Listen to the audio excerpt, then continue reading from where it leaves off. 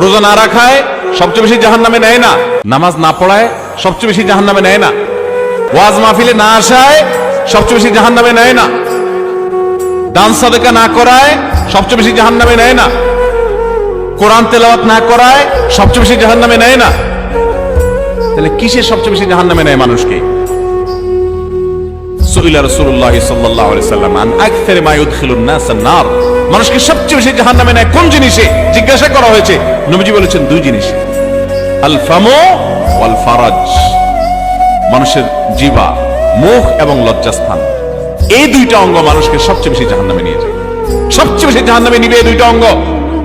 নামাজ পড়ে, দাঁড়িয়েও আছে, কিন্তু ফেসবুকে তলে তলে জেনা করে, চ্যাট করে, এটা তো জেনা। মানে সে কারোর প্রতি আসক্ত, হারাম রিলেশন হয়ে গেছে, এটা মহামারীর আকার ধারণ করে। সবচেয়ে বেশি মানুষ জাহান্নামে যাবে এই পাপের কারণে, অপরাধের কারণে।